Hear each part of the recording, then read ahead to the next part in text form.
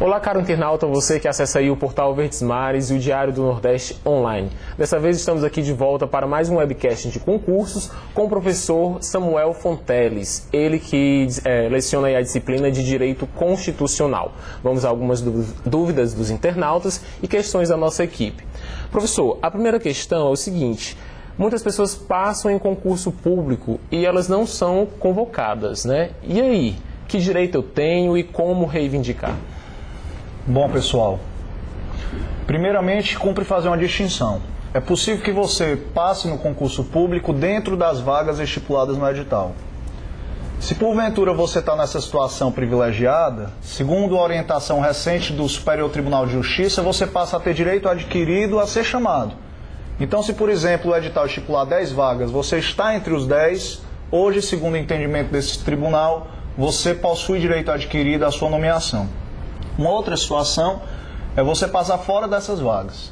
Se isso acontecer, o candidato não tem direito adquirido, ele tem mera expectativa de direito. A administração pública não está vinculada, não está obrigada a convocá-lo.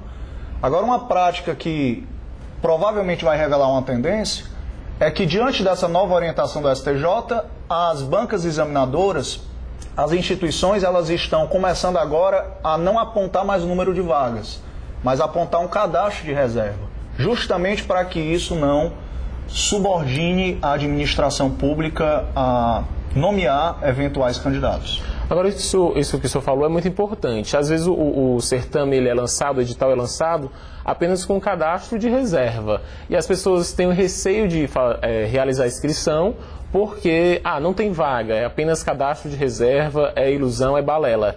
Então, isso mostra o contrário. Quer dizer que tem vagas, mesmo estando o edital falando que é cadastro de reserva. Exatamente. Muitas vezes o cadastro de reserva ele é um fator desestimulador. Agora, é importante deixar isso claro, que o cadastro de reserva ele pode ocultar, sim, uma necessidade real da administração pública em convocar candidatos, tá certo? Recentemente tivemos um concurso público para o Ministério Público da União. E quase a totalidade das vagas eram para a formação de cadastro de reserva. A verdade é que por trás disso a gente sabe que há uma necessidade efetiva do Ministério Público quanto ao seu quadro de servidores. Perfeito. E em relação a quem tem direito à isenção de taxas no concurso, né? Quem tem direito a esse benefício e como correr atrás? Vale a pena? É demorado? Não é? Bom, com relação à isenção, temos aqui no nosso estado uma lei estadual que isenta em concursos públicos todos aqueles que são doadores de sangue. Neste caso, se você é doador de sangue, você pode pleitear sim essa isenção. No próprio site das instituições principais que realizam concurso no Brasil, você pode, de maneira virtual, solicitar a sua isenção. Isso não leva muito tempo, mas também não é algo tão simples. É preciso que antes seja feita uma análise, inclusive isso inibe algumas bancas examinadoras, algumas instituições, de realizarem concursos para órgãos tipicamente estaduais, justamente porque elas estão se prevenindo de eventuais prejuízos na realização do concurso, considerando que há muitos isentos aqui no estado do Ceará, por conta da lei que é cearense. Uhum. E falando aí da estratégia, né, do planejamento de quem está se preparando para concurso público, algumas pessoas decidem abandonar tudo, deixar a carreira no trabalho, para se dedicar simplesmente ao concurso público.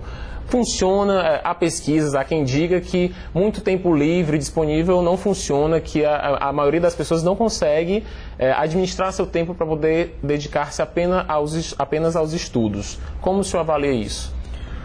Bom, primeiro, estudar para concurso é um ato de coragem. É um ato de coragem porque existe toda uma pressão social, seja de familiares, seja da namorada, seja da sua noiva, sobretudo na nossa sociedade, sobre o homem. Porque, querendo ou não, sabemos que o homem muitas vezes, na nossa sociedade, tradicionalmente, existe toda aquela questão de pagar a conta, de pegar a moça em casa, de ser o provedor do lar, coisa que hoje está mudando, mas ainda existe, sobretudo no Ceará, que é um estado tradicional. Essa pressão existe, estudar para concurso é um ato de renúncia, é um ato de coragem. Agora, é preciso deixar claro que, paradoxalmente, as pessoas que têm mais tempo disponível são exatamente as pessoas que menos aproveitam esse tempo. Na minha experiência como professor, os alunos do turno noturno, os alunos que estudam à noite, ou seja, exatamente os que trabalham de manhã e trabalham à tarde, muitas vezes são mais aprovados do que estudantes profissionais, que são os do turno matinal. Então, para mim, isso é uma prova empírica de que se você tem menos tempo e mais maturidade, mais disciplina, é possível que você logre êxito, muito mais do que uma pessoa mais jovem e que muitas vezes leva uma vida ociosa. Perfeito. E nós estamos em ano eleitoral, né? Aí prestes a acontecer as eleições presidenciais e para o governo do estado e outros cargos. Isso reflete na abertura de outros concursos, lançamento de editais e na convocação, na admissão dessas pessoas que foram aprovadas? Bom, há um mito que precisa ser desmistificado, certo? Muito se ouve e muito se lê que em anos eleitorais não haverá concursos públicos. Isso é uma falácia. Os concursos públicos podem perfeitamente ser realizados, quer se trate de ano eleitoral, quer não se trate de ano eleitoral. O que existe é que não poderá haver a homologação do concurso público no período que antecede 3 meses ao pleito até a posse do candidato. Então, nesse lapso temporal de 3 meses antes do pleito até a posse, de fato não pode haver homologação. E se não pode haver homologação, obviamente não poderá haver nomeações. Mas o concurso público, por si mesmo, ele não está inviabilizado. E há exceções. Além dessa... Essa é a regra e quais são as exceções? Mesmo em ano eleitoral, ainda que homologado dentro desse prazo de 3 meses anteriores ao pleito, você poderá nomear servidores da Presidência da República, servidores do Ministério Público, servidores dos Tribunais de Contas e servidores dos Tribunais do Poder Judiciário. Perfeito. Agora a gente parte para as perguntas dos internautas, né? Algumas pessoas mandaram aí seus questionamentos. E tem aqui, professor, a pergunta da Leiridiana Menezes. Ela fala que para o próximo ano estão prometidos vários concursos, né? Da Polícia Federal, TRE, etc., né? E aí ela fala que tem aqueles concursos que nós temos interesses, só que a gente acaba se preparando para outros porque o edital não é lançado. Aí a pergunta dela é: fica muito puxado estudar, ficar com tantas informações acumuladas? Eu costumo dizer que quem não sabe para onde vai, qualquer caminho serve. É muito importante, não só no mundo dos concursos públicos, mas na vida de uma maneira geral, você ter foco. E claro que quem estuda para concurso geralmente tem um sonho, ainda que não tenha coragem de externar esse sonho, mas a pessoa tem um sonho, tem uma meta. É importante que você tenha pelo menos uma área em que você dirija a sua conduta para esse fim, para esse objetivo. Se o sonho da internauta é ocupar um cargo na Polícia Federal, de repentemente é oportuno que ela tente provas também para a Polícia Civil, porque a área policial são áreas comuns, com disciplinas comuns. A partir do momento em que ela sonha em ser policial federal e passa a estudar para técnico administrativo de um concurso feito pela Fundação Carlos Chagas, ela tá perdendo tempo. Porque nesse caso o estudo não está sendo produtivo. Eu sugiro para vocês, internautas, que vocês estudem basicamente direito constitucional, direito administrativo, informática, português e raciocínio lógico. Você guarde o seu HD na véspera da prova para a legislação específica. Se você sempre estuda essas 5 disciplinas, provavelmente você vai ter um desempenho bom nos principais concursos do país. Uma outra questão que ela falou é com relação à polícia. Há boatos fundados de que vai haver concurso para a Polícia Federal em muito breve. Perfeito.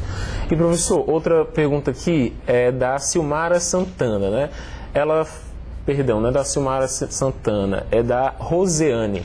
A Roseane, ela fala aqui: sinceramente, estou com muita vontade de fazer este concurso. Ela vai e cita um concurso, né?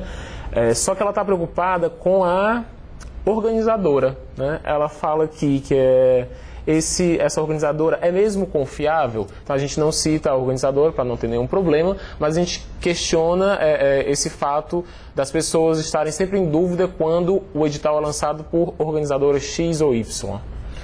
Lamentavelmente, no Brasil, os concursos públicos nem sempre são feitos por organizadoras confiáveis. É do conhecimento de todos escândalos de vendas de provas, quadrilhas que que fraudam provas, vendem gabaritos, enfim. O Ministério Público, ele deveria acompanhar esse tipo de coisa. A Polícia Federal tem desbaratinado uma série de operações relativas a concursos públicos. Eu acho por demais compreensível que vocês se preocupem com isso, né? De fato, há 3 grandes instituições, 4 ou 5 grandes instituições no Brasil que são mais confiáveis. E até nessas instituições nós temos problema como, por exemplo, os gabaritos arbitrários, né, que não são nada razoáveis. E o Poder Judiciário não pode sequer, como regra, invalidar esses gabaritos, porque ele estaria invadindo o mérito administrativo, ele estaria invadindo a liberdade, a oportunidade e a conveniência da banca examinadora. O examinador é a banca, não é o juiz. Então, muitas vezes, nós temos que nos curvar à unilateralidade do examinador. Para mim, isso também é um problema muito sério. Não só a questão das fraudes, como a questão da arbitrariedade na indicação das respostas, que muitas vezes ferem texto de lei, ferem jurisprudência, ferem doutrina. Mas não há muito o que se fazer, né? Então, a questão é ficar de olho na organizadora. Isso. Desconfiar sempre. Isso. Mas não que isso seja suficiente para inibir a pessoa de fazer a prova. Perfeito. Então a gente agradece aí a sua participação. Se você tem alguma pergunta, tem interesse em esclarecer suas dúvidas, entre em contato conosco. verdesmares.com.br/concursos. Obrigado pela atenção, professor, e até uma próxima. Até mais.